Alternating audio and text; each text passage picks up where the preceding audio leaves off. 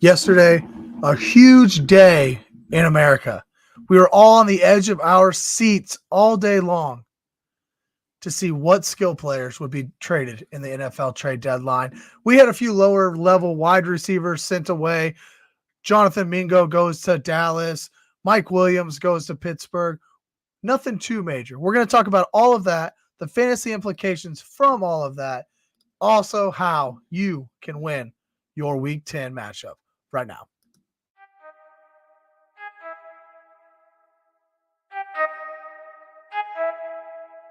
I need to know everything, who and the what and the where, I need everything. Trust me, I hear what you're saying, but act like it's new what you're telling me. I'm curious, George, I hop in the Porsche, it's 5 and a horse, I'm ready for war, I'm coming for throats, to turn to a ghost, I need to know everything. Now you be surprised at the info you get is by letting them talk, so I'm letting them talk. Welcome into another edition of another damn fantasy podcast. I need to start switching that up a little bit. It throws me off every single time. We're here powered by Bite Size Sports on the Bite Size YouTube network. Hit that subscribe button. Come join us all Tuesday nights for Necessary Roughness. Wednesday nights right here with us, and Thursday nights is the Bounce with Kev and James. As always, here with me, Josh Lemon saying, Josh, how we doing? We're through 9 weeks of the season now.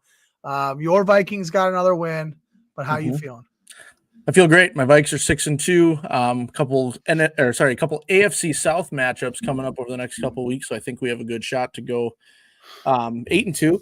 And then also equally as important, close circuit to all of our ADP league mates. But I've won 4 straight, and I am making a furious run at playoff positioning. So.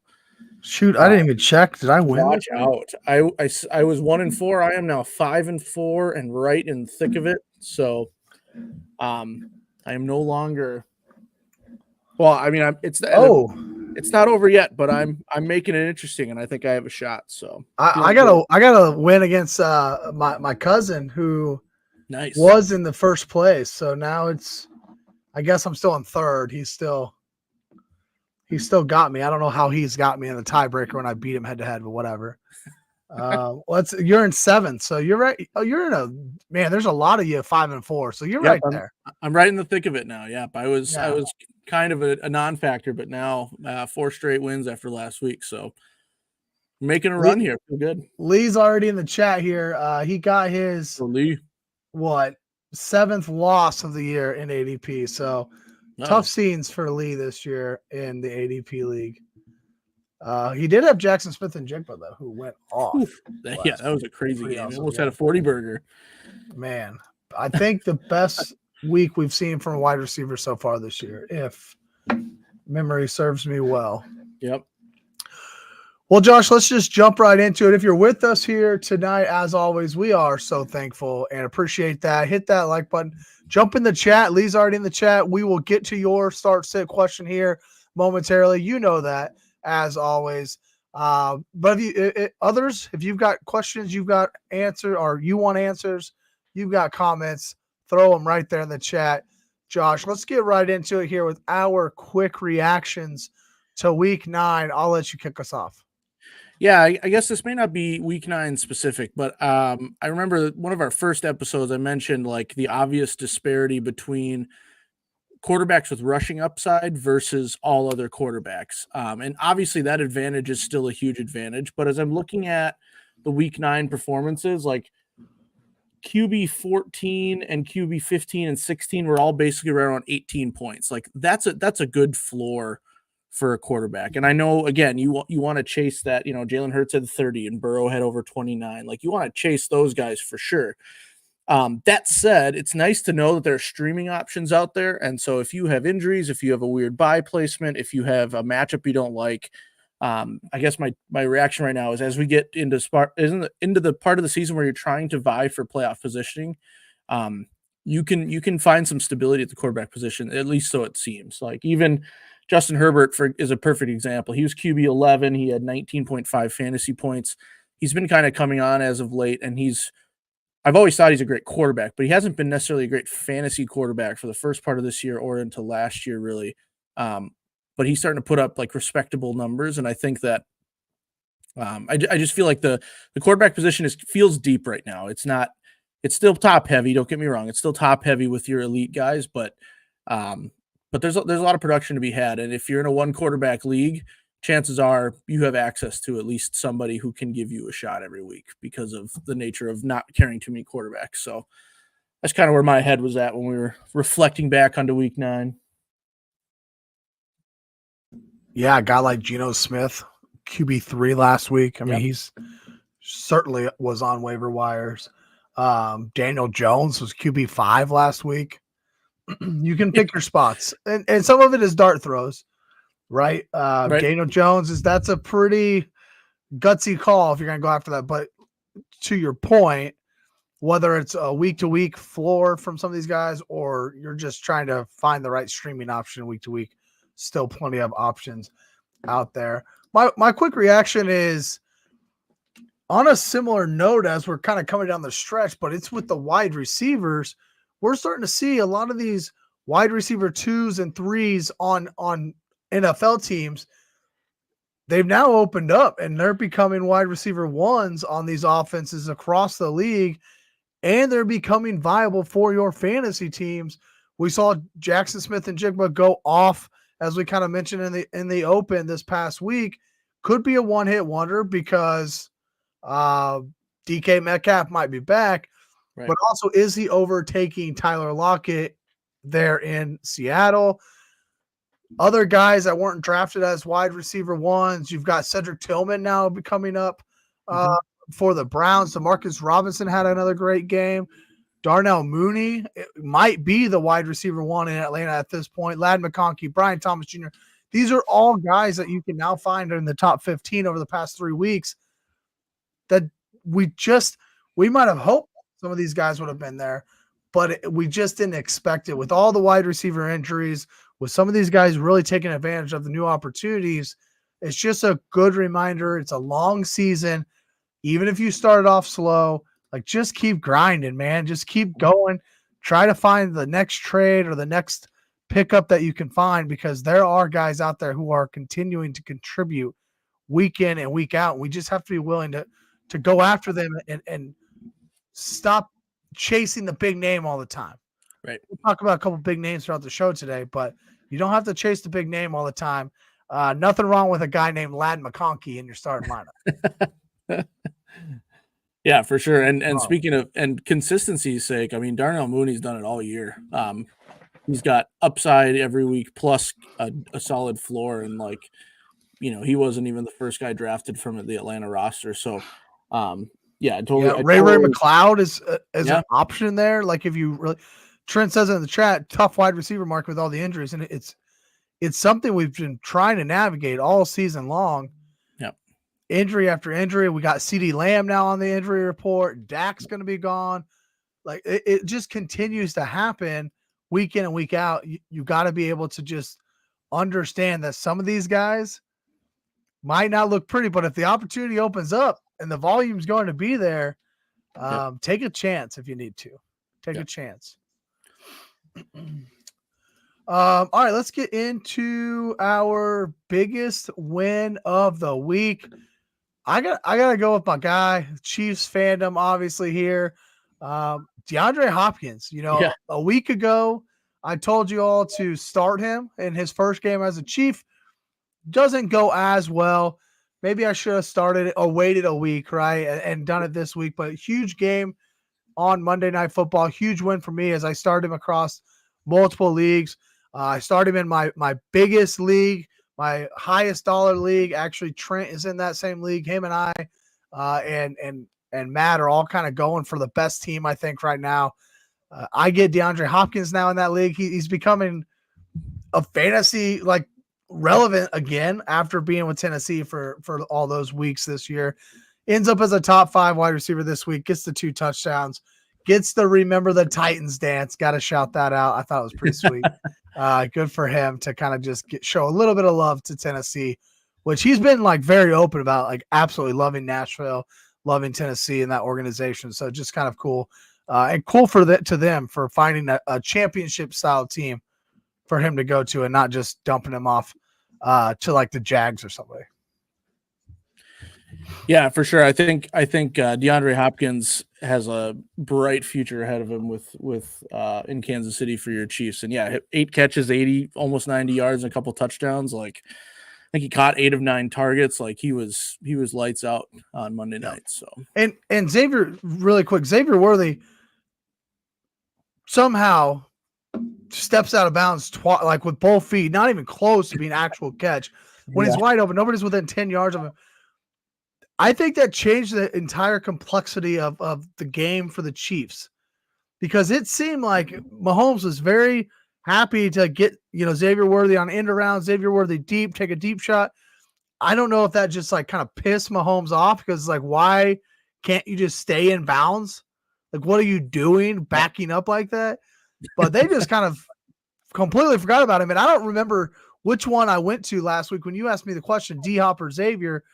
It was a clear answer, was D-Hop, but I don't think I gave you D-Hop last week. But no, the point is, like, once Xavier screwed that up, he was nowhere to be found in this offense. Yep. Yeah, for sure. No, I was worried about both of them because it didn't look like they were airing it out with Mahomes. But I think on Monday night, that's an indicator that, you can't ignore the talent and the experience that D-Hop has on the outside. Trenton, you're super close on this. I had to look it up myself, but my guy Justin Jefferson is number 1 at 20+ yard catches at 15. Mooney's right behind him at 14. But yeah, either way, you're right. JJ adds 3 to that list this week. Who does? I think JJ adds at least 3 to that this week. Oh yeah, for sure. Big game incoming. Yeah. But but you hit on a big point there, Trenton, about the importance of Darnell Mooney. It's not just that he's getting consistent volume, that he's been a threat downfield, and he's getting, his touchdowns are like 30-yard touchdowns, like so huge when it comes to fantasy. My biggest win of the week it's more of I should have changed biggest win to biggest relief of the week, and that was Tank Dell. I had to start I've been a big Tank Dell guy, but even with the Nico Collins injury and then the Diggs injury, and the Houston offense just hasn't been as prolific in the passing attack that I wanted it to be from the start of the year. And so, but I was like, okay, there's no Diggs, there's no Collins. If Tank Dell isn't good this week, then what are we doing? Then why? Like, it was nerve-wracking. It was a Thursday night game against the Jets, who at times can be shut down on defense. They haven't been for a few weeks, so maybe I shouldn't have been worried about that. But there's a lot of unease in my fantasy team this past week, or in some of my fantasy teams this week. I should say I don't have Tank Dell in every league, but 6 catches, 126 yards. And no touchdowns, but that's what you want from Tank Dell, right? You're not going to get to the 10 catch games, but if he gets 4 or 5 catches, he's probably going to get 75, 80 yards. And then in a PPR league, you're pretty good, and he usually finds the end zone. So it was nice to see Tank Dell go for over 100. But yeah, biggest win, it feels like a really kind of mundane win. It was more like a reassuring win that like Tank Dell is still there, and especially when no one else is there to throw to, right? Because he's not throwing to Dalton Schultz.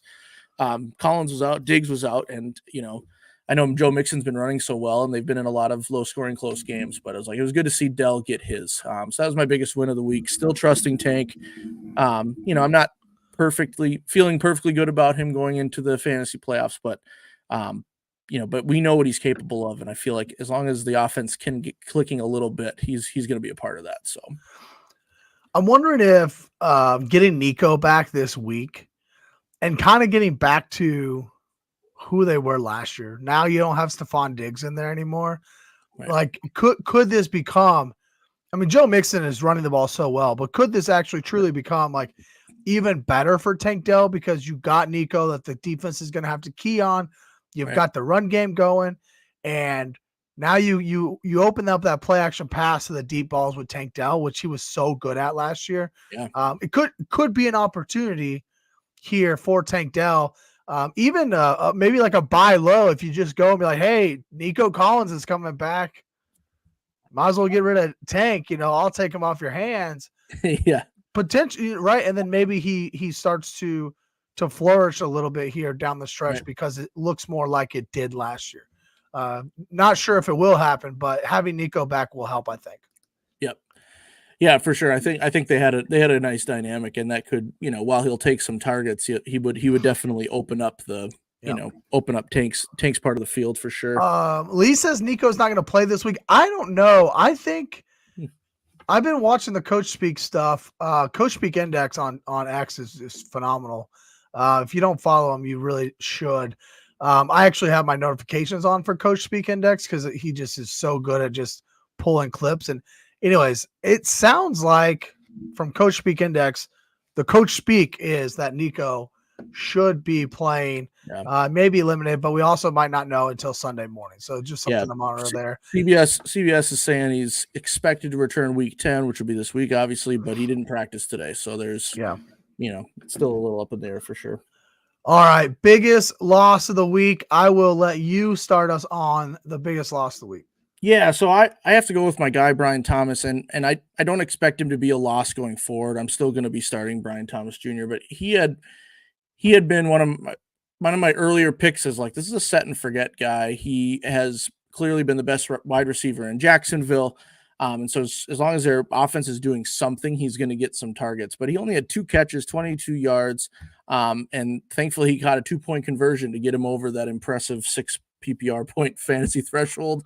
But he cost me in a league or two where I had some close some tight high scoring games, and it might be a microcosm of the Jacksonville offense as a whole. I'm not saying that I'm losing any faith in Brian Thomas Jr., but that was my biggest loss because he was a guy that I had, even with the injury, said he had the rib contusion or whatever it was. He was questionable last week. Like, even with that, he was a guy that I had in my starting lineup and I wasn't worried about it. And now he's giving me a little pause, but probably just overreacting. The Jags get my Vikings this week.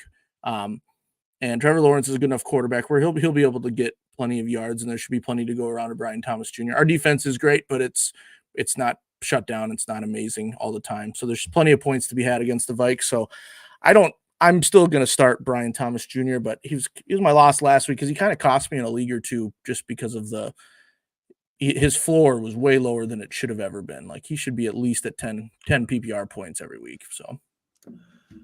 Yeah, and he needs to be targeted a lot more than he's being targeted right now. Right. Vikings, Lions, next 2 games. So I do think brighter days ahead. Both of those defenses are pass funnels, not run funnels. So you do not run on those 2 defenses. It just doesn't happen very often. So you're going to throw on them. My biggest loss of the week is being on the wrong side of the Rams-Seahawks game. All over DFS. I was all over this game in DFS. I was feeling really good about it. I was just all over the Stafford with Puka or Stafford with Cup. I brought back a little bit of JSN. I brought back a little bit of Tyler Lockett, a little bit of Jake Bobo, who actually might not be on the roster. So I had a little bit of the Seahawks, but it wasn't what you needed. Ultimately, you actually needed to play Geno Smith. Right. Same price point, ends up as a QB3 on the entire week. Geno to JSN won a lot of people a lot of money. So it just stung that I was right there, played multiple lineups with Stafford and company. And at no point, I truly never even thought about flipping the build and going to Geno. So it wasn't like I was close. I just completely missed here. And it was just a huge loss to the wallet on DFS this weekend. Ooh, that is a bummer. It's hard to predict a 40 burger from JSN though. Yeah, a Puka Nakua ejection as well. That doesn't help. But yeah, I mean, you get the overtime. Things are going well. Like why don't you just throw out Geno and JSN and bring back DeMarcus Robinson? Like, it's an easy game. I just don't understand how we can't get there. Come on. No, I did not plan on the Puka ejection. That was tough. Like, when I saw it, I was like, oh, this is stupid, And then the guy was like, he's ejected. I was like, whoa, what? I guess I can go ahead and log out of FanDuel for the night. Right. No sense paying attention anymore. At the top of the show, kind of talked a little bit about, obviously there were some trades that happened yesterday, and I was, being a little facetious about yesterday and how big of a day it was for America because of the NFL trade deadline. But the reality is there really was an NFL trade deadline yesterday, and there really were fantasy guys, relevancy, I don't know if they're really relevant, but I do think there's a little bit to talk about here and discuss. We'll just start with Mike Williams being traded from the Jets to the Steelers.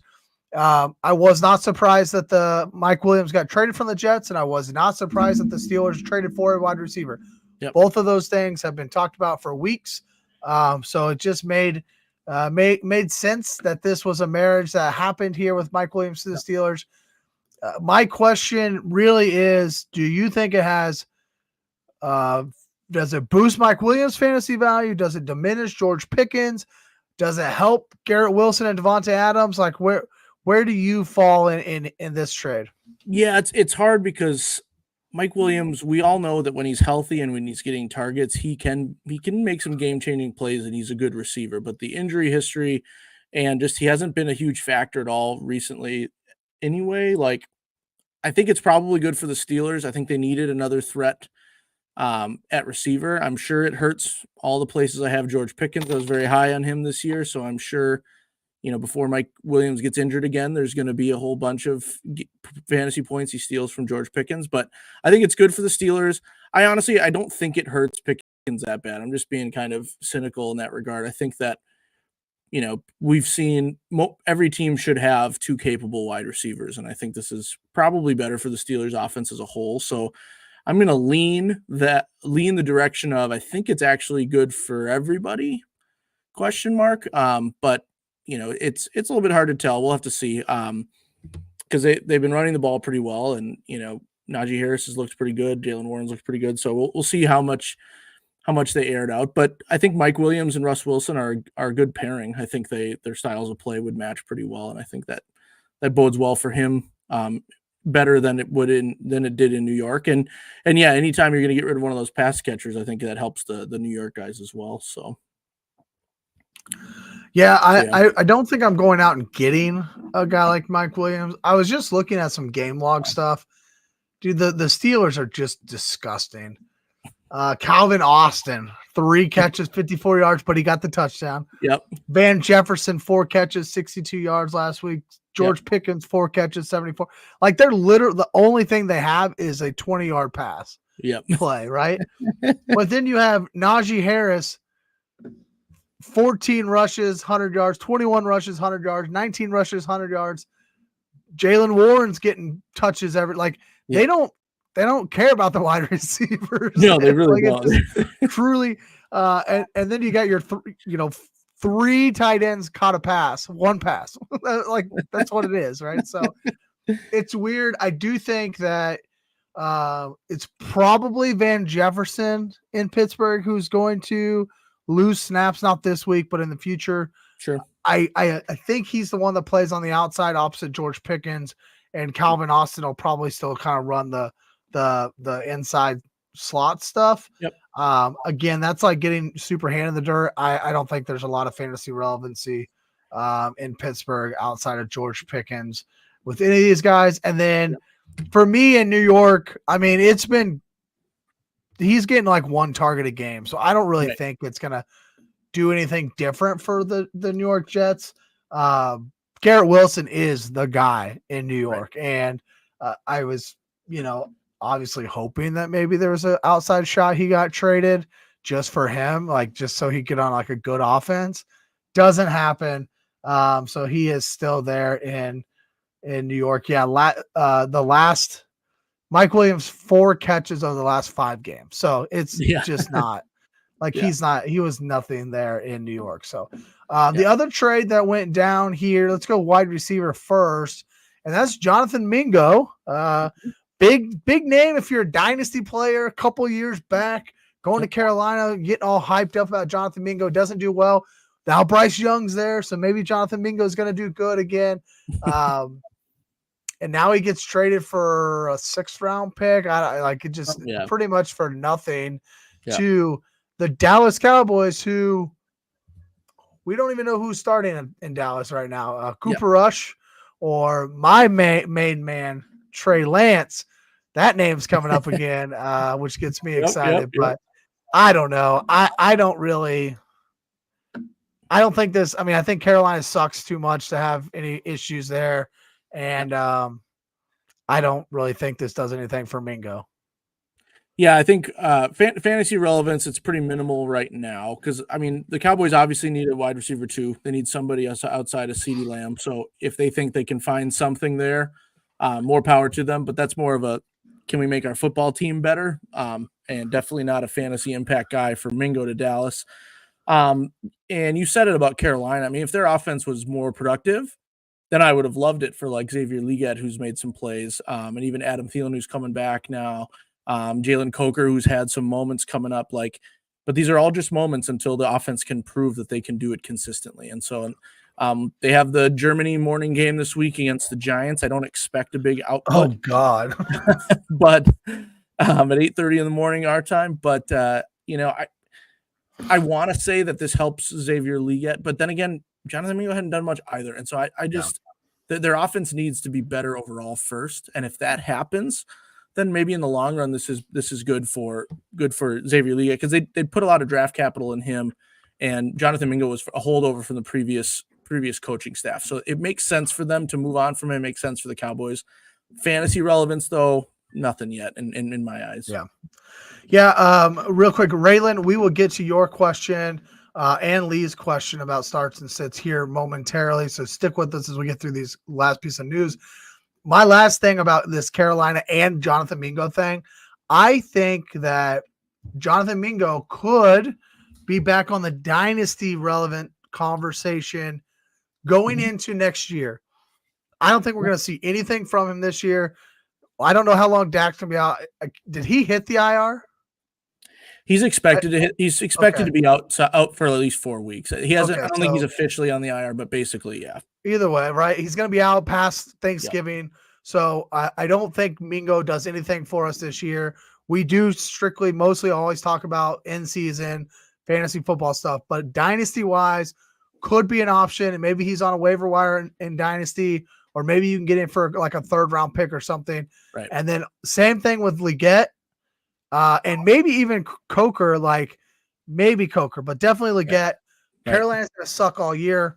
If the guy who owns Legette or the manager who has Legette gets annoyed, could be a buy low option, as Carolina is bound to get a new quarterback for next year. Just wanted to throw that out for dynasty.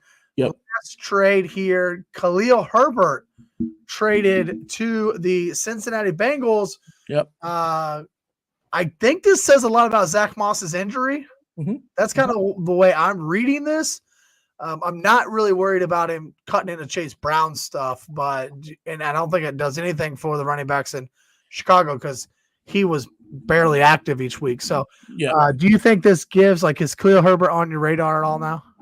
No, my favorite thing about this trade right now is that on paper it feels like this is the best thing that could have happened for Chase Brown, if assuming they were going to add somebody, right? Because we know Chase Brown's been the big play guy. We know Chase Brown's been more of the receiving back, and he had 27 carries last week, which is awesome. He's coming up against the shootout this week with the Ravens, potentially on Thursday night, potentially, maybe not again, but I sure hope. But Khalil Herbert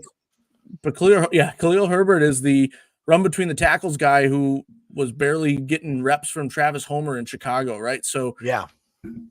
Cincinnati might really like him. He might get more carries. I don't expect Chase Brown to have 27 carries a game or anything like that, but I love it for Chase Brown because I think it still solidifies him as the lead guy in the Cincinnati backfield, because every backfield is going to spell with somebody, and good for Khalil Herbert, gets him a chance maybe to get on the field a little bit more. So I'm happy for him as a player, but from a fantasy standpoint, this feels like pretty much best case if Zach Moss is being out, and Cincinnati is going to replace him with something.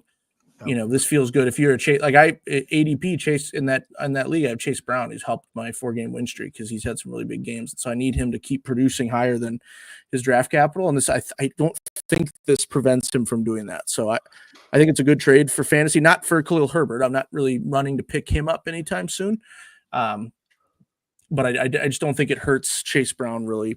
At least right now. We'll have to see how the usage is tomorrow night. But by the way, I got a lot of shit for this as a Chiefs fan, but I put money down on Joe Burrow MVP 2 weeks ago because he was starting to look great. He goes those 5 touchdown passes last weekend. If they win tomorrow night, and if it's a shootout, it's prime time. Yep. And if you remember, well, you might, if you follow the betting markets, when the Ravens beat the Bengals in prime time a couple weeks back, Lamar jumped to the top. I don't think he's going to jump to the top this week. But if they beat the Ravens, they have Chargers, Steelers, Cowboys, Titans, Browns, Broncos, Steelers. They could run the table here. Yeah. And in the season 12-5 and get like a 3 seed potentially. I don't know. It may happen, maybe not, but I don't discount the Cincinnati Bengals. Stranger things have happened, that's for sure. Yeah, let's rapid fire the injury news. Higgins doubtful for tomorrow night. I would not expect him to play at all. We'll talk about Mike Gesicki and how that helps him later on. Isaiah Likely, who's been one of my guys this year in ADP, he is out for tomorrow, so should boost Mark Andrews.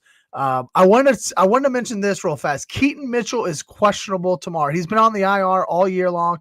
If you remember, Keaton Mitchell, kind of out of nowhere guy last year, gets injured towards the end of the season. I think it was maybe an ACL tear. Obviously, Derrick Henry is the man in Baltimore, right? Yeah. Do you think there's room on this team for a Keaton Mitchell? Because Justice Hill continues to get snaps and spell Henry a little bit. They're not really using Henry every single down, rightfully so. How do you feel like? Do you think Keaton Mitchell has any room here? I think he's got room to be a boom bust. Like if you could tell me that he is the next guy up to get some third down screen pass type plays and maybe gets 4 to 8 of those a game or 2 carries and like 3 of those types of things. If you're desperate, I can see, a boom bust flex option there potentially. I'm not ready to commit to that yet, but like you said, kind of splashed last year, has some breakaway speed, has a skill set that's very different from Derrick Henry's. And so if they are going to do any spelling and it's him, this offense is good enough where it could support both of those running backs in terms of Derrick Henry as your RB1 and Keaton Mitchell as a little bit of an upside flex play. I think at his ceiling right now would be depending on how he is coming back from a pretty gnarly injury, right? But in his prime pre-injury last year, he's better than Justice Hill. Yes. Yep. And Justice Hill is getting on the field. So it was just a name out there to keep in mind.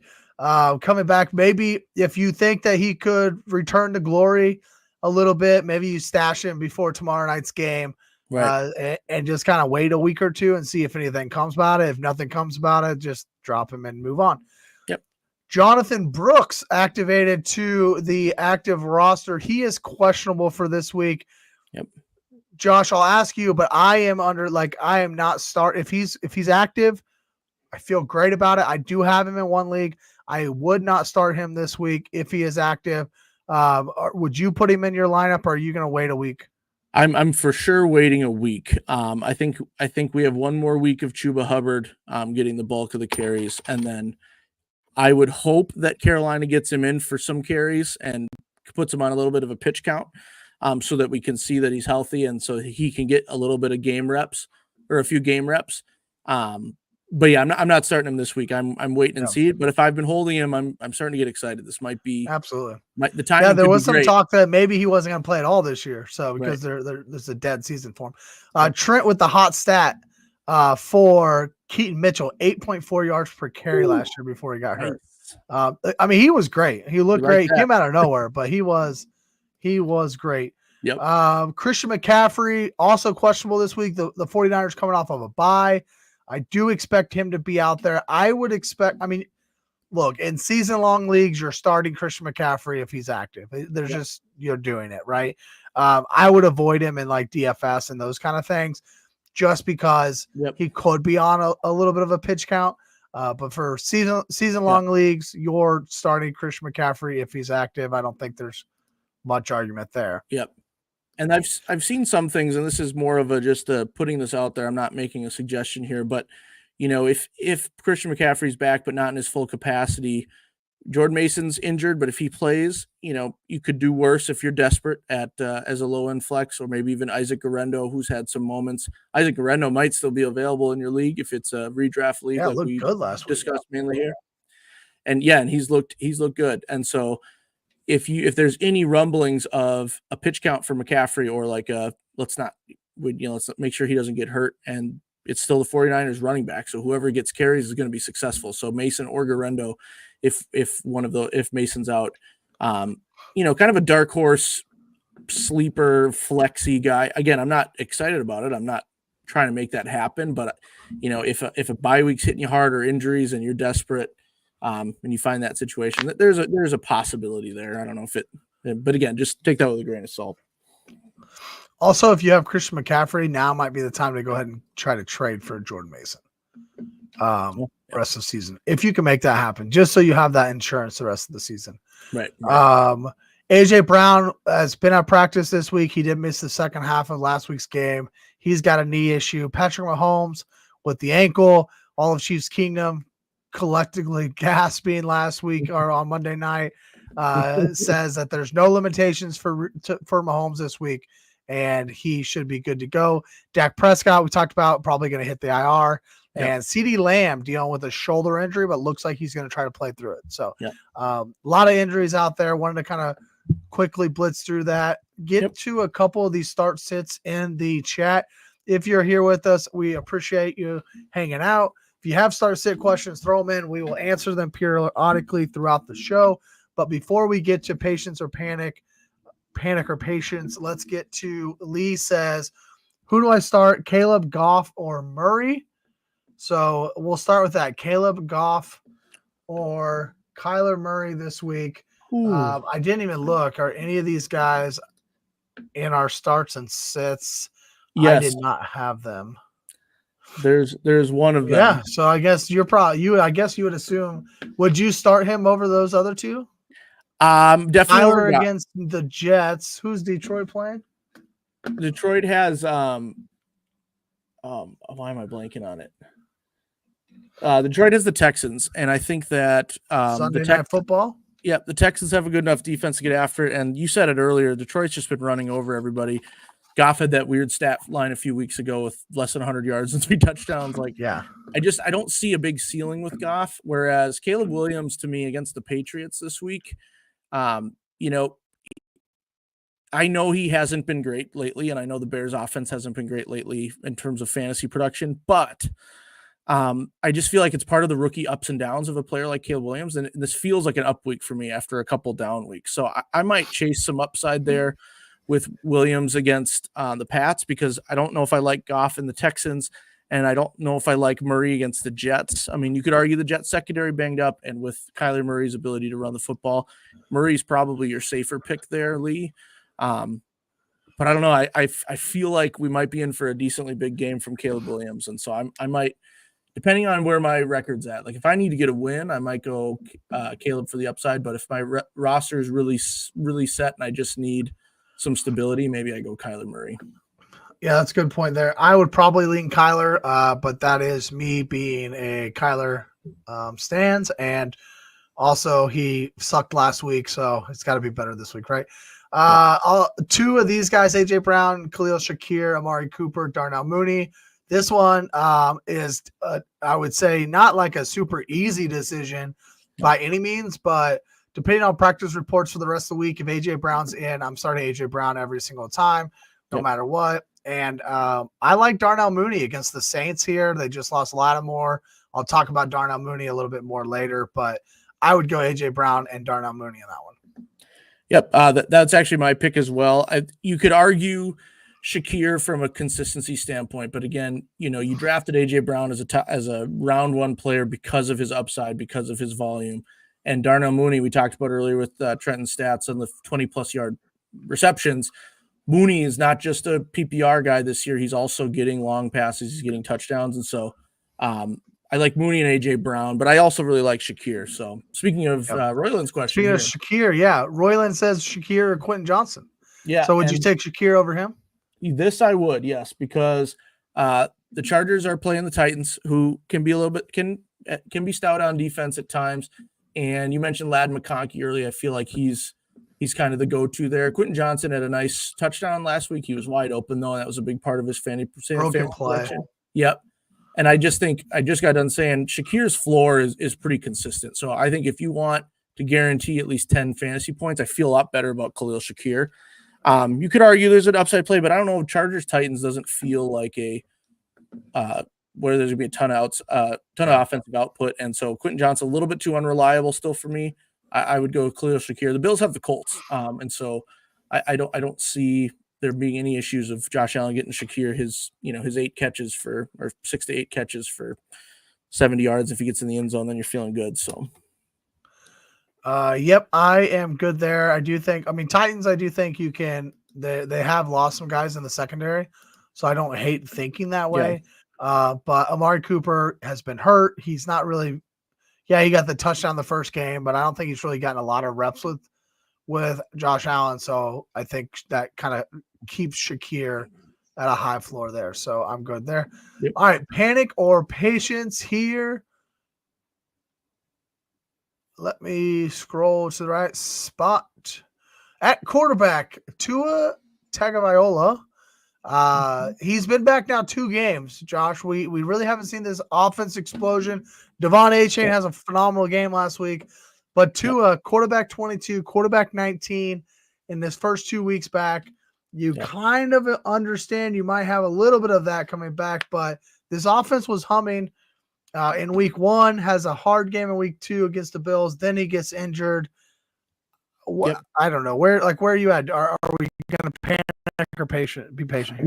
No, I'm being patient with him. I mean, he only threw 3 incompletions last week. He had no picks. He had 2 touchdowns. He had almost 18 fantasy points. So it's not like he failed last week. He just was very middle of the road, very average. We talked about, or I mentioned in the beginning, a lot of streaming options. Like there's a lot of guys in this 15 to 19 points per game range for quarterbacks.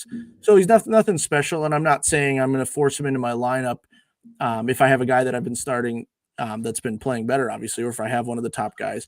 So he's not demanding to be played yet, but their offense has looked much better since he got back. And you just have to think that with more game reps under their belts, they're going to be better. So I'm not panicking. I'm also not, I think you mentioned to me pre-show, you're not forcing him into the lineup to start, right? You're not making it a thing where he starts, but they have the Rams on Monday night, prime time. I think we'll see plenty of numbers. I think you could do a lot worse than Tua.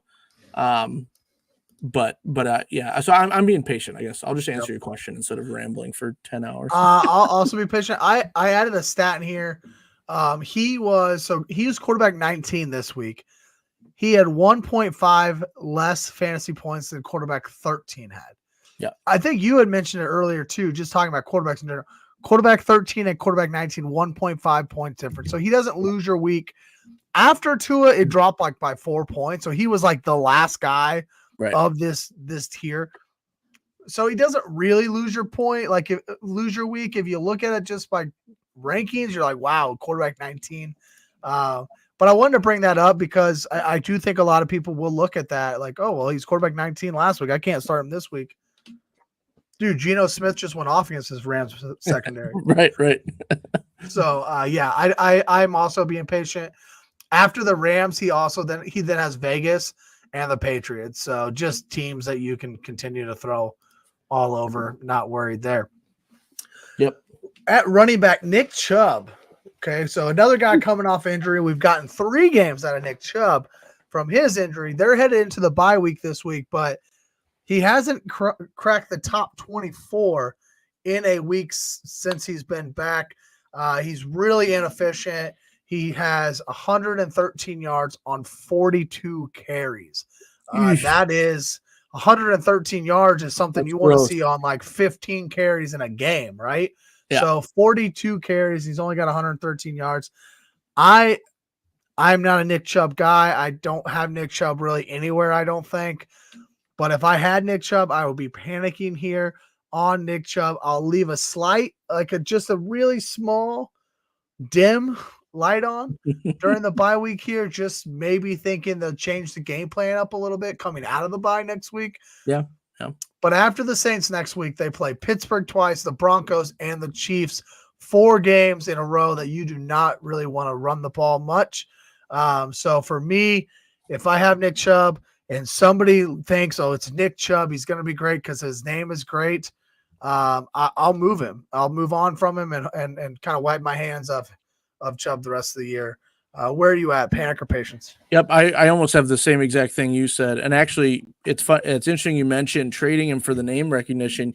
Maybe wait till after next week after he plays the Saints. That might be a game he breaks out, and you might have people in your league go, wait a second. Nick A little Chubb's better back. value than this week when he's going into a bye week. You can't really play him anyways. Right. But so if he comes back from the Saints and rushes for 90 yards and a touchdown, right, you might be able to get something from him knowing Good point. that Steelers twice, Broncos and Chiefs, like that's not a fun. That's a tough sled. That's a gauntlet going into that's the fantasy playoffs essentially. And so if you rely on Nick Chubb during that, you're going to feel real nervous the whole time. And the only other thing to add to that is that he's not changing now. He's never going to be the receiving back out of the backfield. And so he's he has very few targets. So there's nothing to hang your hat on there. And the Cleveland offense in general hasn't been good. So Nick Chubb as a pure runner is one of the best in the league and has been one of the best in the league. From a fantasy standpoint right now, it's definitely panic mode. I have him in one league and I might try to follow my own advice there and see if he breaks out a little bit against the Saints and then see if I can move on and get some, I don't know, get some upside at receiver or something, or some depth if I'm injured. I sometimes get my rosters mixed up. I'm not sure what my depth is at receiver in that league, but they're like, oh, it's Nick Chubb. I'll trade for Nick Chubb. You'll get those. It might not be all 11 managers in your league, but there might be one or two, and just ask around, see who's interested in Nick Chubb. And see if you can get anything back. At wide receiver here, Michael Pittman Jr. of the Indianapolis Colts, less than 3 PPR points both of the last 2 weeks. Doesn't look good for Pity City here, Josh. Where are you at? Yeah, I'm panicking. I think Josh Downs, the Colts had a really poor offensive showing against my Vikes last week, and Josh Downs. Josh Downs still managed. Credit to Brian Flores. He's a phenomenal defensive coach. He draws up the blitzes really well. But you just bench Anthony Richardson for Joe Flacco, and Joe Flacco looked like that. Yes. Come on, Joe Flacco. You got to look better than that if they're gonna bench the 22-year-old kid for the 40-year-old man. Yep. It was atrocious. Yeah, 100%. I fully agree with that, and that's a bummer for Colts fantasy options. And how abysmal they were offensively. Josh Downs had 6 catches, like 60 some yards, so he put together a decent floor for wide receiver 3/flex. But outside of that, there's nothing in Indianapolis in terms of pass catchers. So. I'm panicked on Michael Pittman. He was drafted as the number 1 option in Indianapolis. I don't even know if he is anymore. And we've seen him now with both quarterbacks be a complete non-factor. And so it's for sure panic mode. And you got to hope something changes. But it would have to be something drastic. Like, I don't know if they start Richardson again and something automatically or randomly clicks for him. Sure. But that's a real big if. So I don't think you're playing Pittman anytime soon. You're probably still rostering him mainly because of the name, but I don't even know if I don't even know if I'd feel bad dropping him if I have a thin bench or injuries or I need someone else, but definitely panic. I'm agreeing. I'm also panicking, and I'm kind of agreeing with you on the drop thing. Like, I'm not going to completely disregard him quite yet. But maybe a couple more weeks with just 1 catch like he's been recently. Right. Maybe Pity City goes to Drop City. Like, it just might not happen there. I mean, you're hoping for sorry. Go ahead. Oh, I was just saying, you're almost hoping, like, they go up against the Bills this week. You're almost hoping for some sort of game script where they just are down by 25 points and the Bills go to prevent in the third quarter and you get a drive where Pittman gets like 5 catches and 40 yards. Like, that's never what you want to chase in fantasy, but that feels like one of the few paths to success for him right now. Yeah. So doesn't look great for the Colts. He would be a guy that I would potentially, again, target in like a dynasty league if you can get him for cents on the dollar at this point. Especially maybe your season's in the drain or whatever, and you've got a guy, maybe you got DeAndre Hopkins, but your season sucks, and trade DeAndre Hopkins to the guy who's performing and get young guys like Michael Pittman Jr. and some of these. Right. I would get multiple guys if I'm sending around DeAndre Hopkins, but do something like that because you don't need old ass DeAndre Hopkins. You need some young players who are going to get new quarterbacks next year. maybe things happen for him next year. Yep. Oh, I need a sneeze and it just won't happen. Sorry, excuse me. Right. Going to tight end here, Dalton Schultz, no Nico Collins, no Stephon Diggs, and he provides still just 5.1 PPR points in week 9. I'm a panic here. I'm looking to move on from Dalton Schultz at this point. It just hasn't really happened for him this year. And he has his best opportunity last week with some of these injuries and against the New York Jets team that has some injuries of their own. And yeah, the game itself was kind of just a dud, but this wasn't the only dud of the year. Dalton Schultz hasn't scored double digits at any point this season. Like it wasn't just 1 week. He has not scored at all in double digits yet this year. Nico Collins should be back this week. If not, he'll be back next week. He'll start getting the targets again. I think it's time to move on from Dalton Schultz. Yeah, I wrote that I wanted to say patience, but I can't. I mean, you have to panic on him right now. He's not completely non-existent. Like it's not uncommon for him to get 5-6 targets, but he's not doing anything with them. Stroud is clearly not relying on him. And again, we talked about this Houston offense with the way Mixon's running and the way their offensive line is struggling to block for CJ Stroud. Their defense is good. Like this isn't exactly going to be a prolific offense. And so Dalton Schultz is a little bit too far down the pecking order. And like you said, if all those guys are hurt and he's not going to perform, then, you've seen what you need to see. So hopefully, 3 leagues. That's a bummer, Lee. I don't know. I hope he turns it around for you. There's a lot of tight ends out there though. Because nobody's really separating. You could play almost anybody and get 5.1 PPR points this year. Yep. Well, that was Panic or Patience, brought to you by the terrible Indianapolis Colts offense. Basically. All right, let's move on to something a little bit more fun, as always. And as part of your pass, we've already talked about this quarterback a couple of times today. Geno Smith, QB3 on the week. And this isn't the only time he's done something like this. He's actually been a top 12 quarterback twice over the last 3 weeks. I'm going to get us started here, and I'm going to get us started with a big old pass. I do think there will actually be good spots, particularly like the one he was just in against the Rams.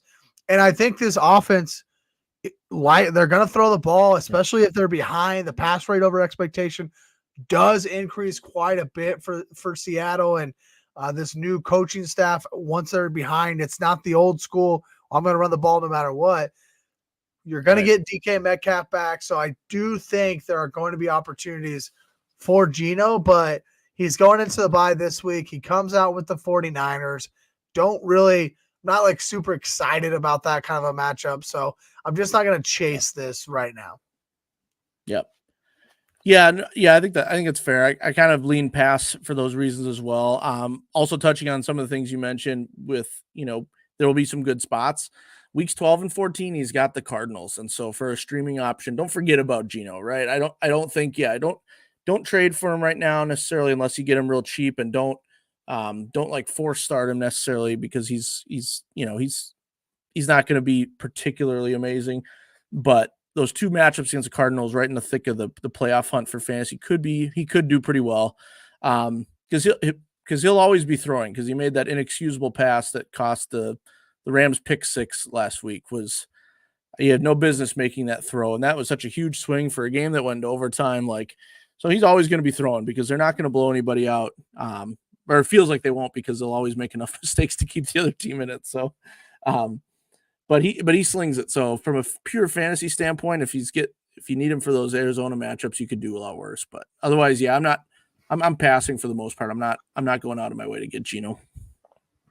Yeah, also got the Vikings in the semifinals of NFL or of fantasy football playoffs, who again are pass funnel. I think at that point, you may not feel great about playing Geno in your semifinals, but I do like your point about streaming him against the Cardinals.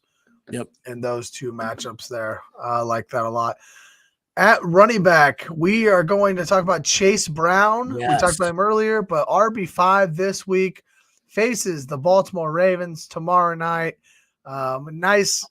The Bengals in general have a decent end to the season run here in terms of strength of schedule.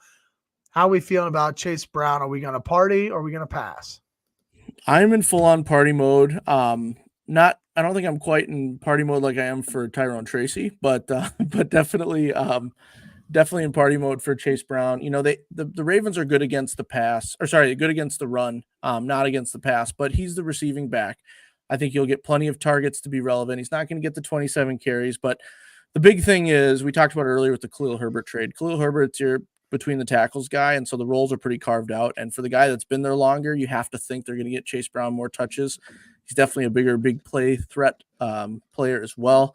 So I'm partying with Chase Brown. I think that he's proven throughout the season he's been a better option than Zach Moss, to be quite honest. And now that he's going to be the lead back, I think you ride with him, even though, you know, like I said, the Ravens are pretty good against the run. They're very leaky against the pass, but I think that only helps him in PPR leagues, and he leaks out of the backfield for some catches. So yeah, definitely party mode for Chase Brown.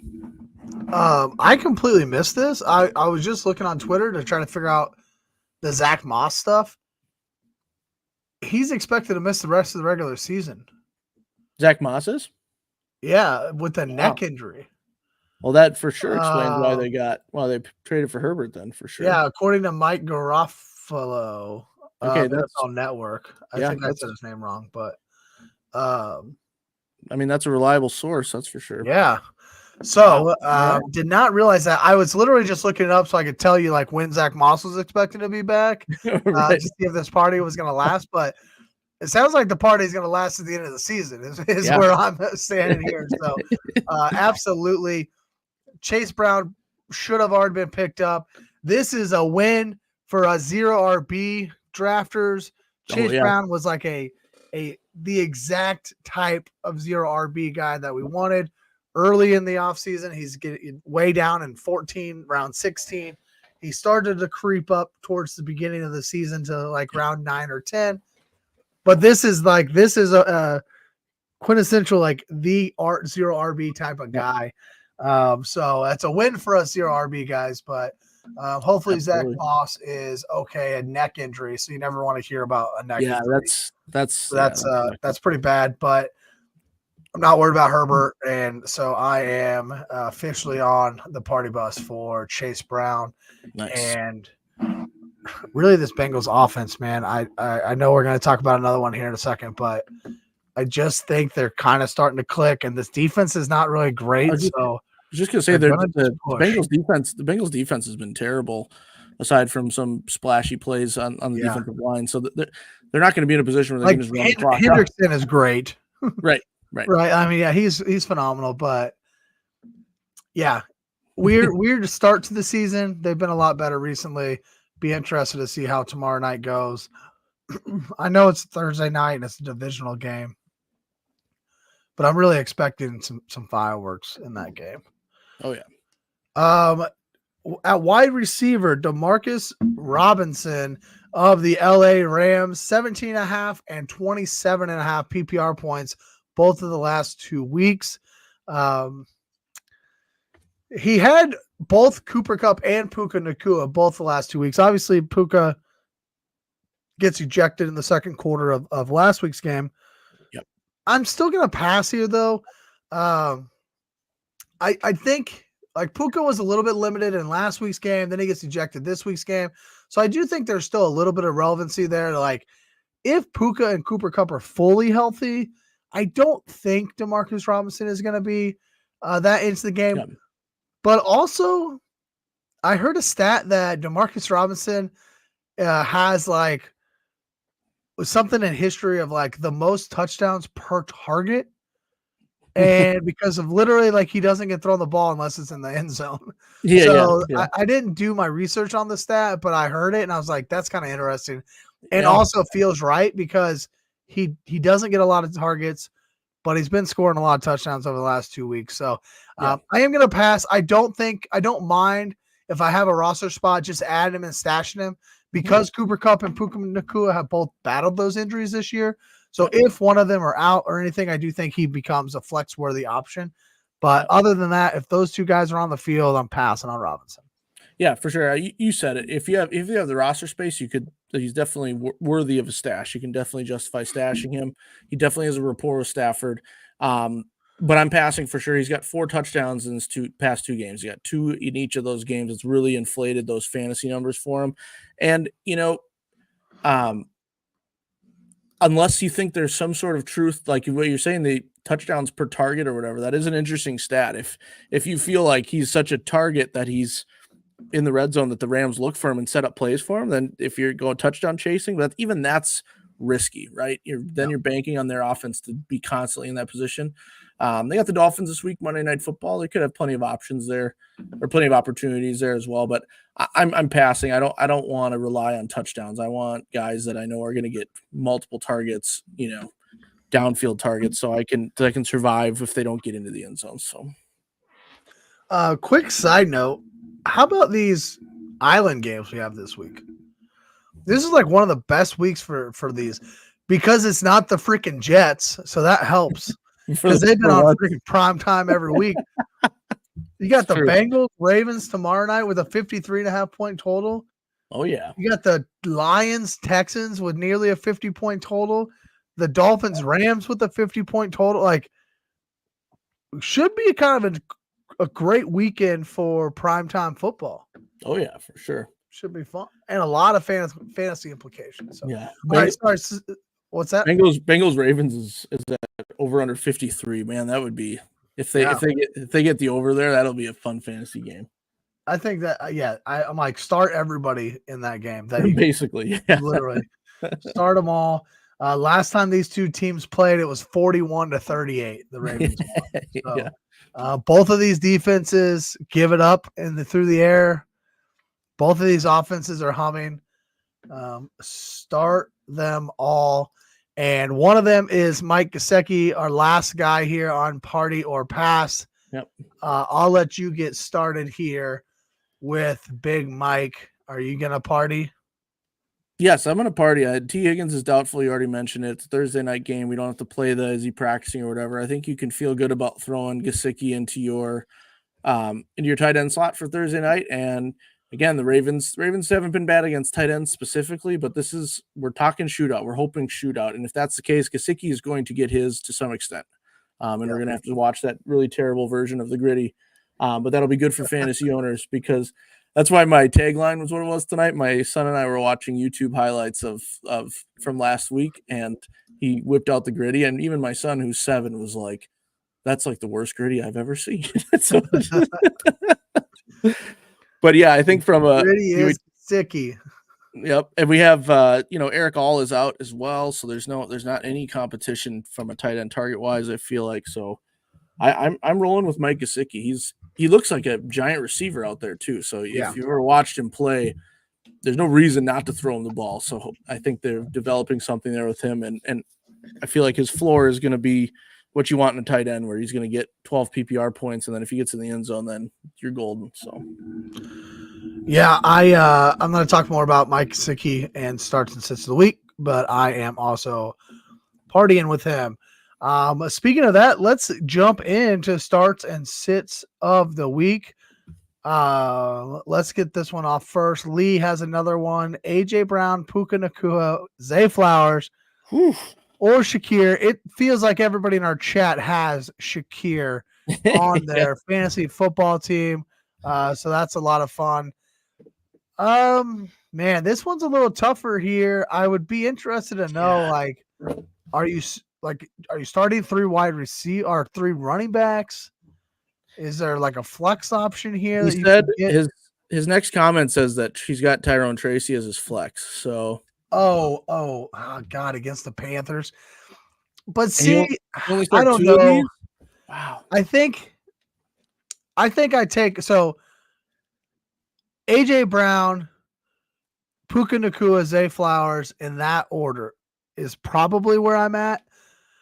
And where I'm definitely at is I'm putting Zay Flowers in my wide receiver spot for tomorrow night in a 53.5 over under. And I'm taking Tyrone Tracy out. We love Tyrone Tracy. He's against the Panthers. The Panthers suck. But as you mentioned, it is in Germany. It is in Germany this week. And like, you just, I just don't love that idea. 40.5 total over there. I think I take Tyrone Tracy out for this week. In this situation, I take Tyrone Tracy out, put a Puka or AJ Brown in my flex. Also, we would know a lot more about AJ Brown by then, and his injury. So you'll know more by Sunday morning. So I think I'm definitely playing Zay Flowers tomorrow because of the AJ Brown stuff. And if some reason he ends up not playing, then keep Tyrone in your flex and then play Puka. But if AJ Brown's in, I'm playing AJ Brown, Puka Nacua, and Zay Flowers. Sorry, I kind of definitely just monopolized that entire answer, but I'll shut up now and let you answer. No, you laid it out exactly perfectly. I'm the biggest Tyrone Tracy guy I know, but the Giants' offense is still not super great. And so if these are my other options, I only put 2. You're not benching AJ Brown ever if he's healthy. No. And I think you said it right. Because he is questionable, there's some uncertainty there. You have Zay Flowers in a projected shootout tomorrow. Obviously, we know Thursday Night Football is weird. It may not be a shootout, but Zay Flowers is coming off a 2-touchdown, 100-and-some-yard performance. Huge game. The Bengals defense has been garbage large parts of the season. I'm getting what I can at my wide receiver 2 spot for Flowers. I'm watching the injuries. If A.J. Brown's healthy, I'm firing him up against the Cowboys, who are playing with a backup quarterback. So the Eagles should have a lot of opportunities on offense, and I'm feeling pretty good about it. And if he's hurt, your backup option's Puka Nacua. That's really great. I might, from a touch standpoint, I might put Tracy over Shakir, but you're not going to get to that point, so it won't matter. Yeah, I would agree with that. It's if the Giants and Panthers are playing in New York at noon or whatever, like I feel really, really good about Tracy. And it's not like I feel bad about Tracy. I'm probably starting Tracy 95% of the time this week. Right. But when you got wide receivers like this and what I assume to be a PPR league, I think it is. I think it's our family league probably. Like you just gotta move on from Tyrone Tracy. All right, I will get us started with our starts and sits of the week. I'll start with quarterback. I'm going to go with your favorite quarterback in the league today anyways, and that's Sam Darnold of the Minnesota Vikings facing the Jacksonville Jaguars this week. I heard a stat. I was listening to a DFS show, and they gave out a stat that mentioned the Jacksonville Jaguars are giving up 7 more fantasy points to quarterbacks than that quarterback averages. Right, so the quarterback's averaging 20 points per game. The Jacksonville Jaguars are usually giving up 27 to that same quarterback. They're terrible on defense. Sam Darnold obviously has all the weapons he needs with Hawkinson now back and healthy, and Jefferson has always been there, and Addison's been good. So I like Sam Darnold this week against the Jaguars, and then I'm going to set my favorite quarterback. Didn't even realize I was going the Vikings Chiefs thing here, but I think you got to start, or I think you got to sit Patrick Mahomes this week. I think we've kind of talked about Patrick Mahomes a couple times already this year. So you probably should already be sitting him a little bit. Right. But if you're not sitting him, this is definitely a week. The Denver Broncos are top 10 against the pass. It's a divisional game. It's wet in Kansas City still. I think it's supposed to rain even more this weekend. It's not flooding like you're seeing on the other side of the state, but it's definitely wet. I could just see this being a noon game, kind of just run the ball, play great defense, try to get the heck out of here, keep Mahomes and that ankle healthy. So I would sit Patrick Mahomes this week and avoid this slogfest. Yeah, no, I'm totally with you on that. Denver's had a really good defense, tough divisional battle, inclement weather. I'm with you there. I'm not starting Patrick Mahomes if I can avoid it. So, my start, we talked about him earlier. I'm on the Caleb Williams up part of his roller coaster rookie season. I think that up against the Pats defense, very susceptible. It's in Chicago. Keenan Allen's been coming on late with a lot of targets. He might get mentioned later. Hint, hint, wink, wink. And you have while he's had some moments and they hasn't been perfectly great, I think Caleb Williams is is still a big playmaker. And I think this will be one of the times when we reminded, oh yeah, he is making strides. He's getting better. And so I feel comfortable starting him. Here's my big controversial take of the night. I'm sitting, and by sitting, I mean I'm very nervous to start my Jaden Daniels quarterback. It sounds ridiculous, and it probably is. So probably start Jaden Daniels. I'm sure he'll be fine. But I don't like him going up against the Steelers, even though it's at home. I went back and looked at his game log. Like, Jaden Daniels hasn't exactly played elite defenses.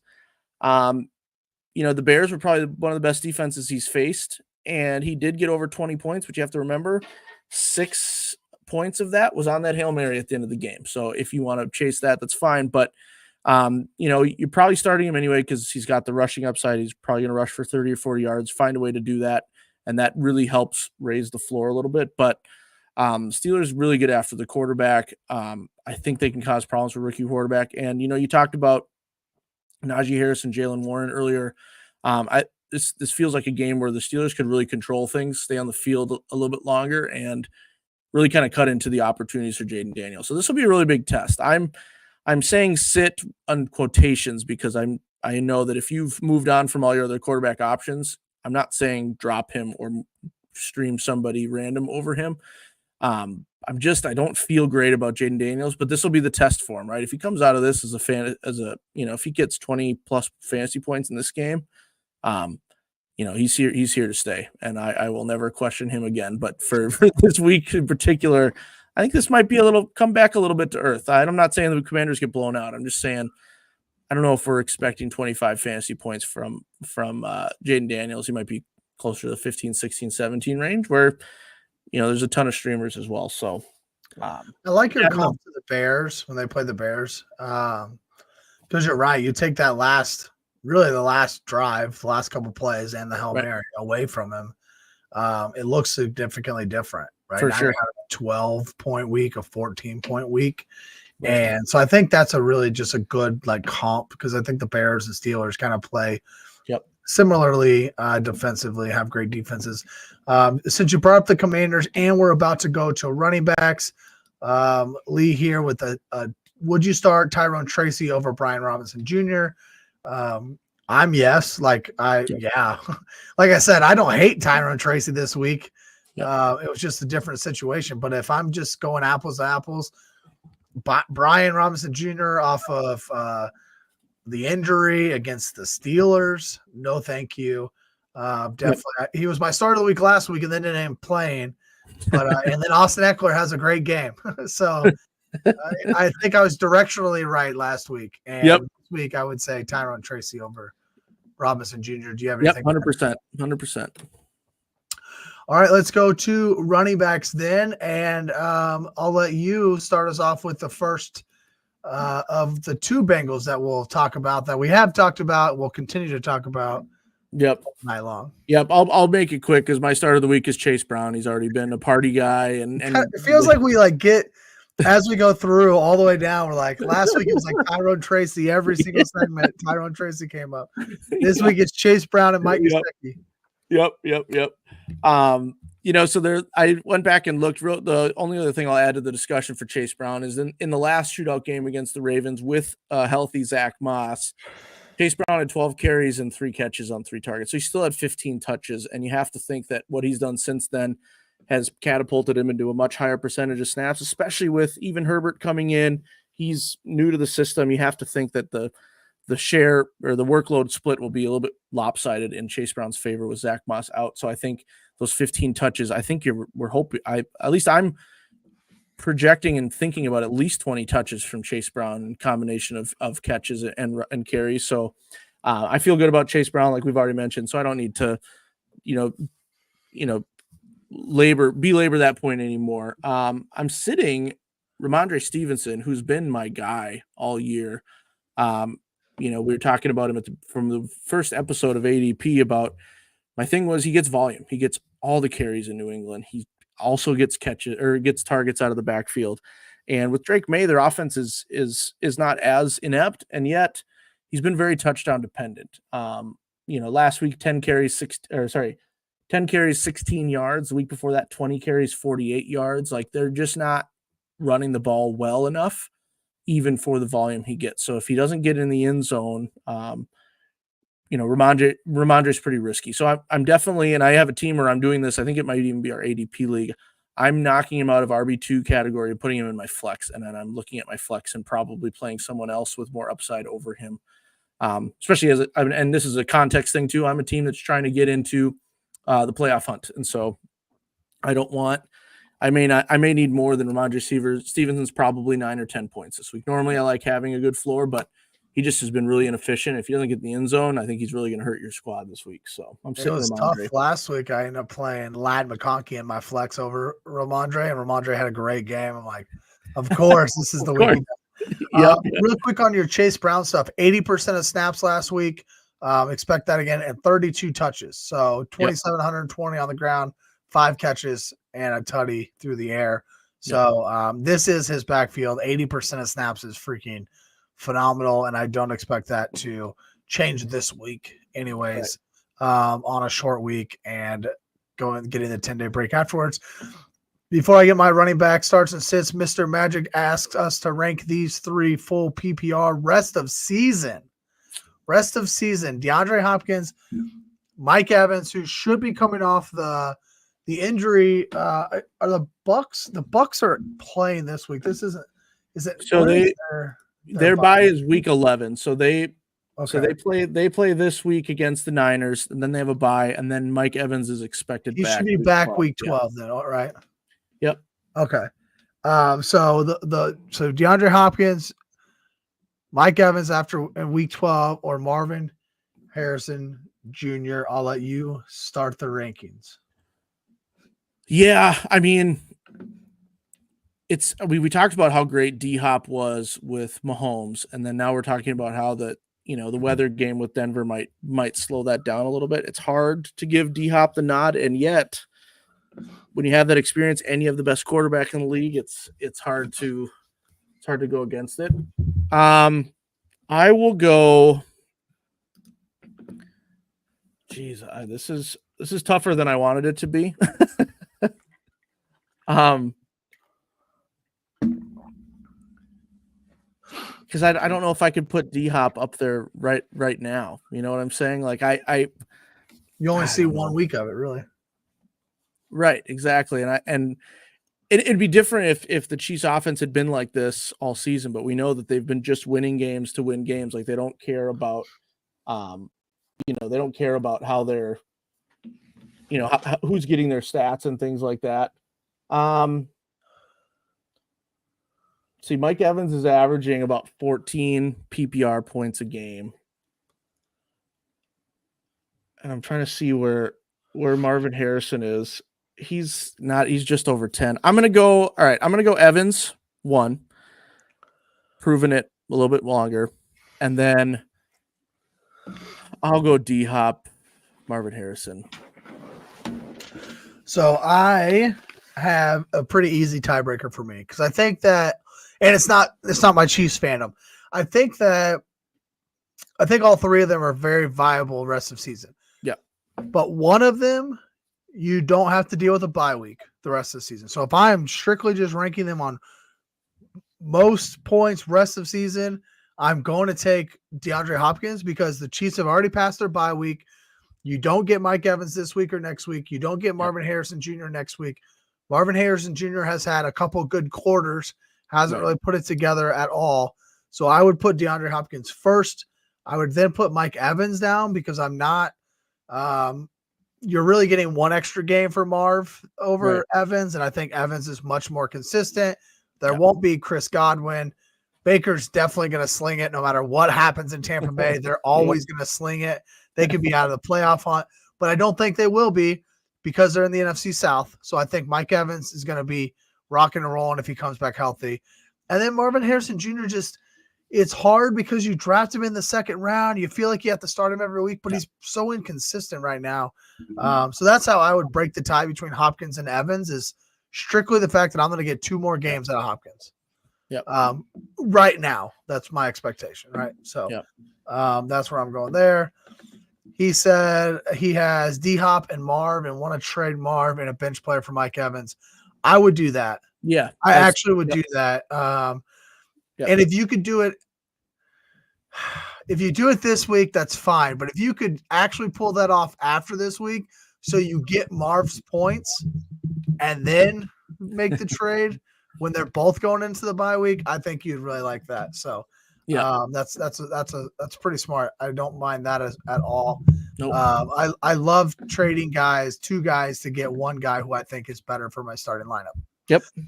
Especially this time of year. All right, my running back start of the week is Jaylen Warren of the Pittsburgh Steelers. You got 4 teams on a bye this week. You might need like a flex-worthy type of guy. I'm not necessarily saying you should go start him over all these guys that we've talked about previously. But if you're kind of looking at your team and trying to figure out which of these fringe-worthy flex players to start, yep, I'm going to go Jaylen Warren here. He's still seeing 40 to 50% of the snaps. He's still getting opportunities. He's got 9, 14, and 12 touches over the last 3 games. He gets the Washington Commanders this week. I kind of mentioned it earlier. I don't remember if it was on the show or even pre-show, but whatever it was, like, I think the Steelers are going to run the ball 40 to 45 times this week with Najee and Jaylen Warren and try to keep Jaden Daniels off the field. Yep. Right. So to your point about sitting Jaden Daniels, if the game plan goes the way I believe the Steelers want it to go, Jaden Daniels isn't going to be on the field too often. So Washington's one of the worst run defenses in the league.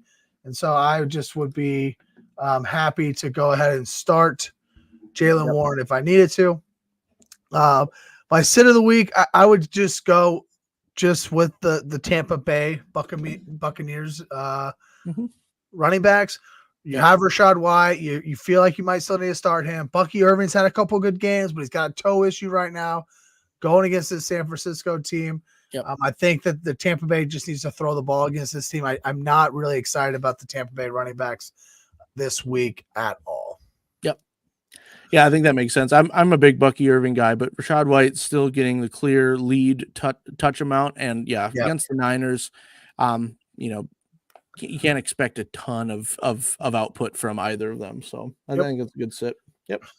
Thank you all for being here in the chat. Love getting these questions that we've gotten, and we will continue to answer them as we do finish up. We're going to get wide receivers and tight ends, start and sits of the week, and then we will get out of here. So if you've got any of your own start, sit questions, trade questions, whatever they may be, please go ahead and throw them in the chat.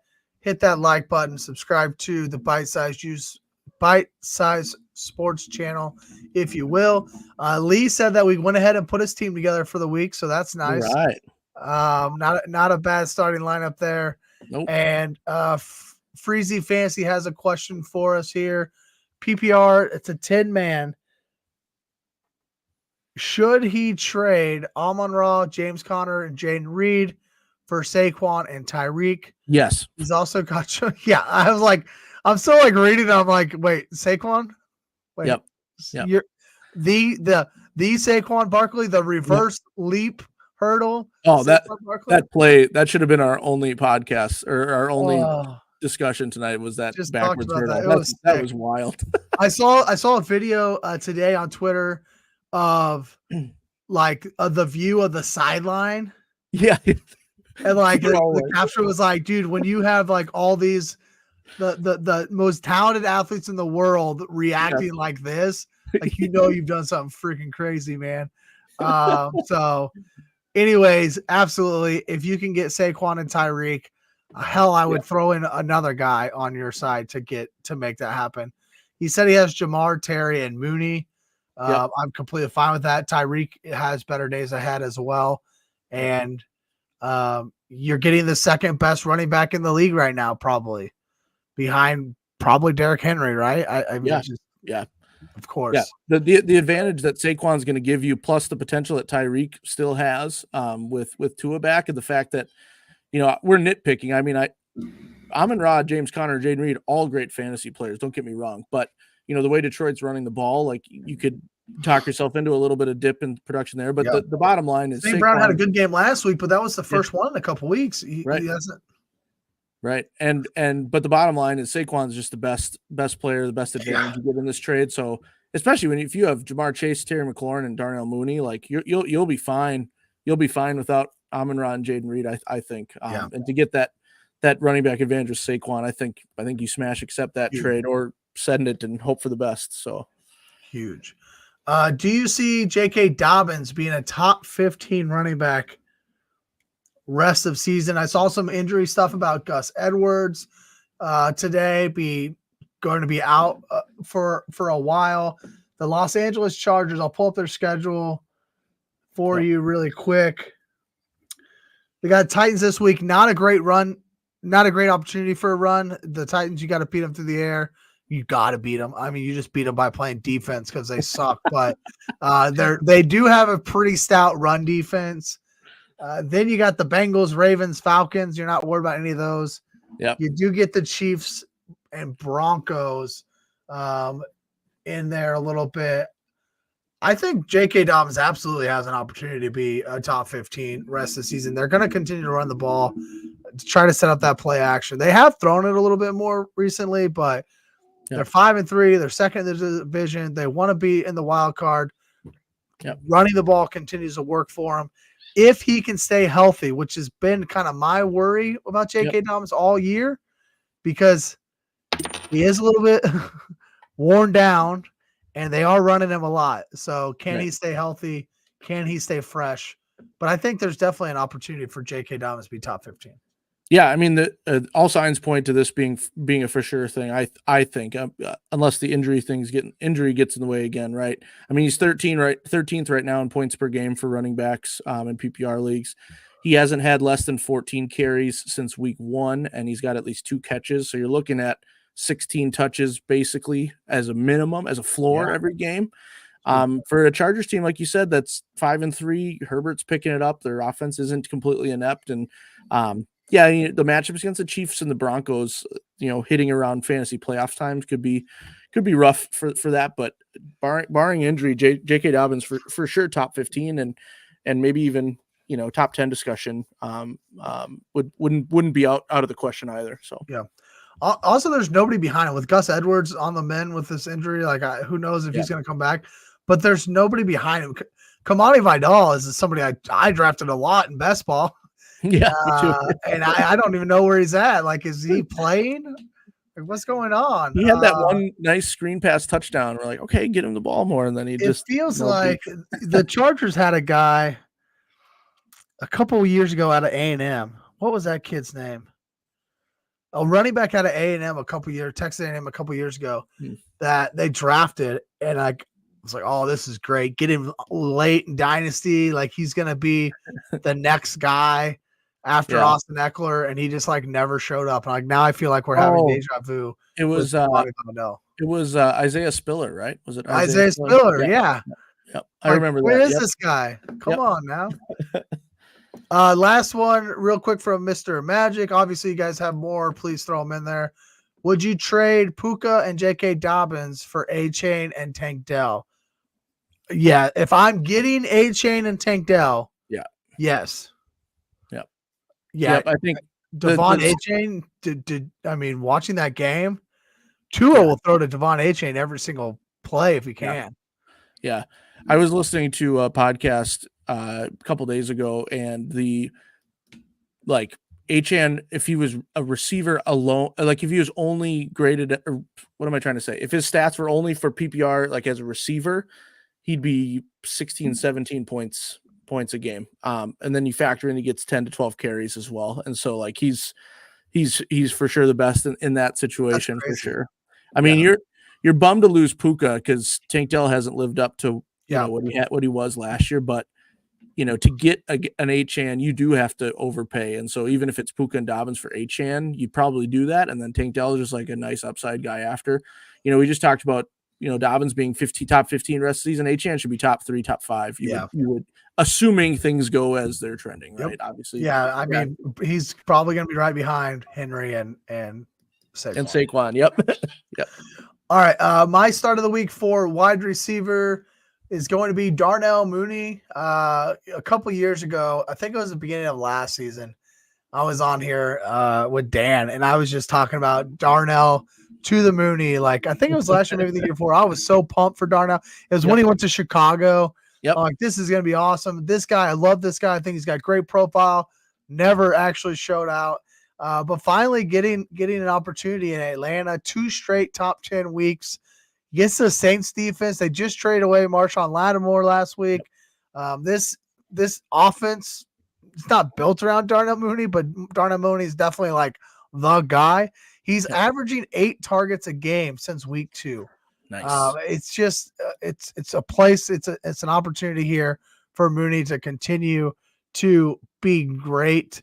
And then I'm going to sit Michael Pittman Jr. We talked a lot about him at the beginning of the show.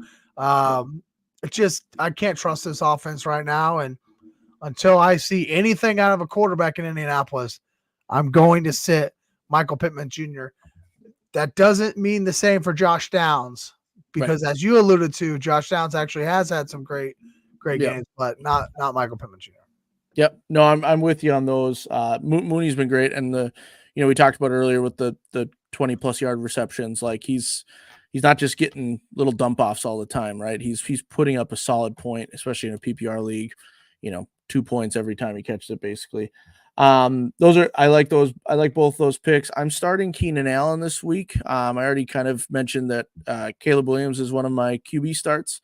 I think against the Pats, he's got a good shout. And I'm starting Keenan Allen. I should specify as a wide receiver 3/flex. I'm not doing anything crazy. But he's had 10 targets last game, 7 targets the week before that, right? And so if their offense gets clicking a little bit, which I think it will this week, I think Keenan Allen has a chance to be productive in your flex spot this week. I'm sitting Cortland Sutton, and this is weird because this is the wide receiver 6 from last week. He I think he was my start of the week last week. Yeah, and he did great. He was wide receiver 6. I'm still in the belief that Bo Nix is going to come down to earth and that the Broncos are going to start to falter a little bit. The wheels are going to come off a little bit.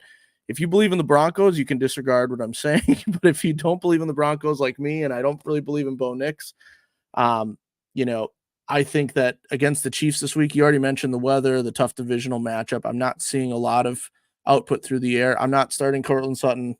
I don't feel good about it, and I don't know what I'm doing with him going forward. But for this week, he's one of my sits.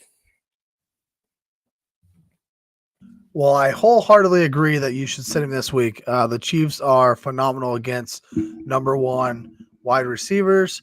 But I do not agree with you rest of season. That's fair. I think Bo Nix is actually here to stay. I think Cortland Sutton is going to be a staple in your starting lineups moving forward. I'm a huge schedule guy. I bring it up a lot, and I know that, and it's probably too much. Probably half the time the listeners are like, dude, I can look at this myself. But listen, Atlanta, Vegas, Cleveland, Colts, Chargers, pretty good defense. And then you get the Bengals in the championship game. Oof. Like, this is a schedule that I really, really want to attack, particularly through Cortland Sutton and Bo Nix. We talked earlier about we talked about a quarterback that you could stream every once in a while, like Geno when he's playing the Cardinals. If you're just straight streaming quarterbacks still week after week, get Bo Nix on your bench. Don't start him this week, but put him on your bench. I agree. Sit Cortland Sutton this week, but I do think he's right back in your lineup probably for the rest of the season moving forward. At least that's where I'm at right now. Yeah, that's a fair point. I mean, that's a nice championship matchup. Cortland Sutton, league winner. Who would have thought at the beginning of the season? Week 17, I mean, you got Denver 5-4, Bengals are 4-5 right now. They're probably playing for a wild card spot, both teams in that game. It could end up being a game that they flex into, which is just weird to say the Broncos are going to be flexed into a primetime game, but it could be fun for a week 17 matchup there. All right, last one here is our tight ends. I'll let you get started. Awesome. I am starting my guy, TJ Hawkinson. He had a very quiet return from injury last week, just 3 catches, only 4 targets. I mean, we saw Josh Oliver get a touchdown. We've seen that a few times. I think Hawkinson's too good, and it's only a matter of time before Darnold starts to rely on him more and more. And so, we go up against the Jags. They've been fine against tight ends. They haven't been super great. They haven't been bad or anything like that.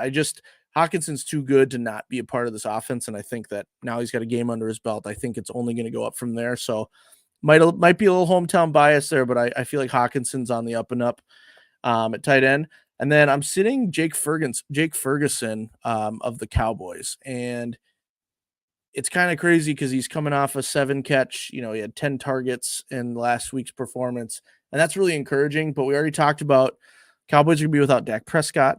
They're going up against the Eagles, who have yet to give up a touchdown to a tight end this season. They're like the second best team or fantasy defense against tight ends. So it's a tough matchup. You can't expect too much from him. On top of that, he's going to have Cooper Rush, which Cooper Rush is fine. He's come in spot starts and been productive. But he doesn't rely on Jake Ferguson like Dak Prescott relies on Jake Ferguson, right? It's not the same, like, look for CD. If CD's not there, there's Jake Ferguson. It's not going to be that same setup, I don't think. And so I'm picturing a pretty win handily by the Eagles this week over the Cowboys. And so I'm not seeing a lot of production, and I'm not starting Jake Ferguson, even though he's coming off a very encouraging game in terms of volume, but I don't see it this week. Yeah, I actually had started to type out Jake Ferguson. I did not look at yours. And I just looked up and oh crap, he's already picked Jake Ferguson. Come on, man. So I am 100% on board with you actually there with Jake Ferguson. Lee says we need to talk about Cole Kmet. So yes, I'll set Cole Kmet too. Hopefully that gives you a little bit of luck. Yeah, Lee, you have all the luck you need because he's oh no, wait, this doesn't help you. I'm just thinking the other thing because I've already picked Caleb Williams and Keenan Allen to have a good game. So there's not going to be enough to go around for Kmet. So yeah, he'll probably go off for yes, him. Before I get to mine, real quick, just want to shout out Mr. Magic for the subscribe. Thank you so much for subscribing to the Bite Size YouTube network. Appreciate it. If you're here and you haven't subscribed yet, come on over. The water is warm. We are chilling at 686 subscribers. We are 14 away from the coveted 700. We are pushing forward. Hopefully we hit it by the end of the football season. Tell your friends all about us. I'm starting Mike Gesicki this week. We've already talked about 100 times, but no T. Higgins. Jermaine Burton can't seem to show up to practice, apparently. That was a weird thing going on last week. Andre Yoshivas is really not a good wide receiver. He's got a couple touchdowns, but he had 1 catch last week for the touchdown. Yep. He's not great. And then Eric All tears his ACL. So it's Jamar Chase, it's Chase Brown, it's Mike Gesicki. That is the offense moving forward.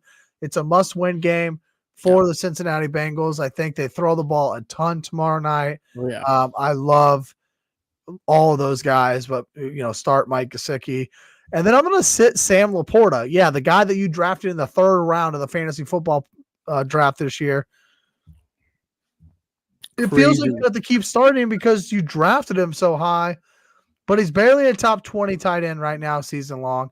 Yeah. He's only giving you double digits in 2 games this season. He's not bad. He's not a bad tight end.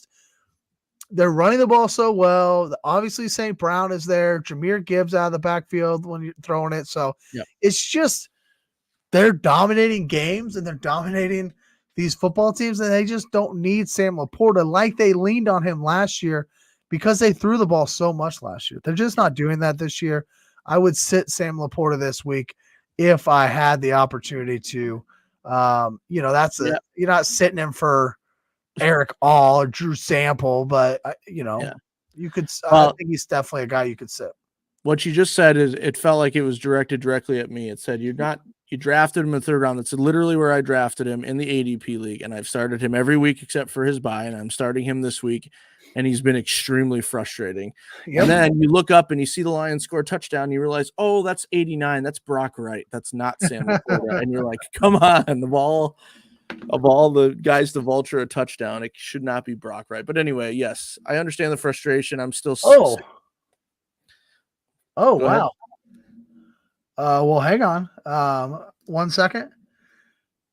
I'm on the. Oh my God, have mercy on me. Hang on. Right? Hang on. Everything's okay. Okay. Everything's okay. I just can't say anything, and I have to do this right this minute. Okay. And then I will tell you. Fair enough. Okay. Mike Gesicki was on the. I went to the ADP tight ends on the waiver wire to see like who you could pick up to play him over Sam Laporta, and Mike Gesicki's sitting there, so I had to pick him up before I said anything. So sorry about that. Oh my God. Yep, there it is. But then I went to pick him up, and I had somebody on my IR spot that was ineligible to be on IR, so it wouldn't let me pick him up. So then I was really scrambling. Well, that explains why you couldn't tell. I did not expect him to be out there, honestly. I didn't either. Obviously, I didn't look before waivers actually ran. I was just gonna go for the bid of like, oh, you could pick up Will Disley and start him over Sam Laporta this week. Right. And there's friggin' Mike Gesicki just sitting there. That's hilarious. So I mean, our benches aren't super deep, so yeah. But that is I don't think I actually would pick any of those guys up and start them over Sam Laporta. So I do have Taysom Hill though up for trade if you need somebody to start over. I'll trade you Ty Chandler for Mike Gesicki and all. Ty Chandler and Mike Gesicki. That seems like a steal. All right. Tell everybody where they can find you. Let's get out of here. We've been here too long. Yeah, at JLimeade on X, MikeOnTheVikes.com, or on Facebook if you want to talk to me in that regard. Still haven't done much there, but yeah, best of luck in Week 10 fantasy. Don't forget to get up early and set your lineups on Sunday for the Germany game. Oof. And let's get those last 14 subscribers to 700 for Bite Size. This has been fun. Like Trev's already said, thanks everybody for hanging out in the chat. It's been fun to have a fun discussion, and let's all cross our fingers for that over under 53 points Ravens Bengals tomorrow for all fantasy teams involved. No one's starting their defenses, so we just want points, and points. So give us all the points to guys not named Drew Sample or Brock Wright. Yes. You can follow me on X at TrevorS_FF. Follow Bite Size at Bite_Size Sports. Come right back here tomorrow night for the bounce as Kev and James get you all caught up on the NBA action. We're here every Wednesday night, and Necessary Roughness is here every Tuesday night. Until next week, may the winning be in your favor.